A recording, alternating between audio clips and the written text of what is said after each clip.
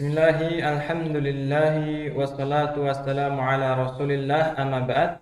Baik anak-anak, insyaallah hari ini kita mulai lagi pelajaran bahasa Arab kita. Hari ini Ustadz akan memberikan sedikit tambahan materi dari apa yang kita pelajari di dalam buku kita. Nah, kita lihat langsung saja ke layar kita. Materi kita hari ini adalah materi tambahan di bab asya'u haulana, yaitu benda-benda yang ada di sekitar kita. Tambahan kita hari ini adalah tentang imbuhan alif dan lam. Fungsi dari alif dan lam ini adalah untuk menunjukkan bahwa benda yang kita maksud itu jelas adanya, ya. Benda itu ada. Jelas kita tahu. Contoh, misalkan kata di sini hidaun. Hidaun ini tanpa ada alif lam dan akhirannya dia adalah tanwin. Hidaun, ya, artinya sepatu. Kita nggak tahu sepatu yang mana, entah sepatu si A, si B, si C, entah sepatunya Mas Naufal, entah sepatunya Mas Umar atau sepatunya siapa kita nggak tahu. Yang penting sepatu, ya. Itu kalau tidak ada alif lamnya, hidaun. Sedangkan kalau sudah kita tambahi alif lam, maka menjadi al-hidau. Al-hidau. Akhirannya berubah menjadi dhammah biasa. Dan artinya pun menjadi jelas, sepatu itu. Sepatu yang itu yang kita maksud. Anak, contoh yang lain misalkan mighrafatun, ton, ya, ton, mighrafatun, yang artinya gayung. Sekarang kalau kita tambahi alif lam, al mighrafatu, akhirnya jadi tu, ya, artinya berubah menjadi gayung itu, gayungnya jelas yang itu. Jadi kesimpulannya, jika sudah ada alif dan lam atau al, maka dilarang pada akhirnya ada tanwin. Paham anak? Baik, sekarang Ustaz mau mengetes pemahaman kalian. Di sini ada sebuah kata, al-hidaun. Benarkah kata al-hidaun? Masya Allah. Ini salah, ya. Salahnya di mana? Perhatikan. Di sini sudah ada alif lam, masih tambahi un lagi. Nggak boleh, ya. Harus memilih salah satu. Sekarang Ustaz beri contoh yang lain. Sekarang al-hidau. Betulkah kata ini? Masya Allah. Benar. Karena dia ada alif lam dan di akhirnya hanya dhammah. Al-hidau. Yang artinya sendal atau sepatu itu, maaf, sepatu itu. Sekarang ada satu lagi, sekarang hidaun, boleh nggak hidaun? Boleh saja, ya, karena ini tanwin dan depannya tidak ada alif dan lam, maka boleh seperti ini. Paham sampai sini anak-anak? Intinya kalau di depannya sudah ada alif lam tidak boleh diakhiri dengan tanwin. Dan alif dan lam itu kalau diartikan kita tambahi arti itu, ya. Misalkan yang tadi al-hidau berarti artinya jadi sepatu itu. Baik. Selanjutnya kita akan belajar tentang kata tunjuk. Kata tunjuknya ada hadza dan hadhihi. Apa arti hadza dan hadhihi? Artinya sama-sama ini, ya. Entah hadza atau hadhihi, ini artinya ini. Hadza ini, hadhihi juga ini. Terus bedanya apa?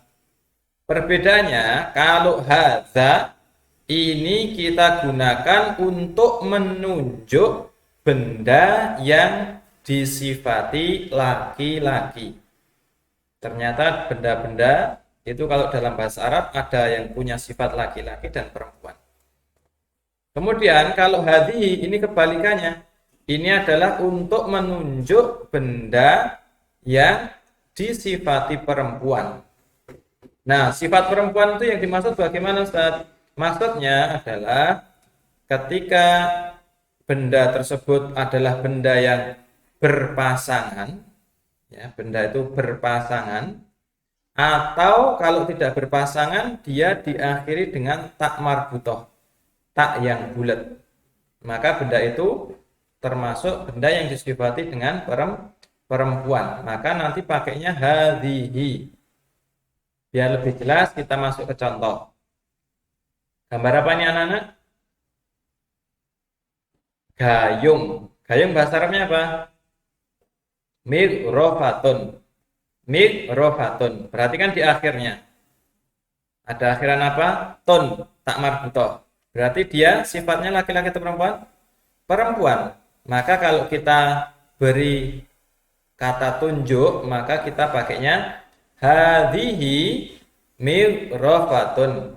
Hadhihi mighrofatun. Ini gayung. Ini gayung. Paham? Contoh yang lainnya. Gambar apa ini anak-anak? Sandal. Sandal bahasa Arabnya naklun. Naklun. Nah, naklun ini berpasangan atau tidak? Berpasangan, ada kanan ada kiri. Berarti dia sifatnya laki-laki atau perempuan? Perempuan. Berarti pakai hadza atau hadihi? Pakainya hadihi. Hadihi naklun. Ini sandal. Hadihi naklun. Ini sandal. Paham?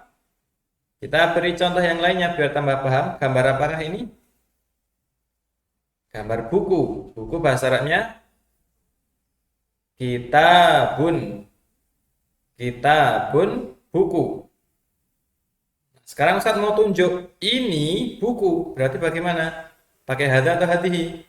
Kita lihat belakangnya ada tak marbutohnya enggak? Oh enggak.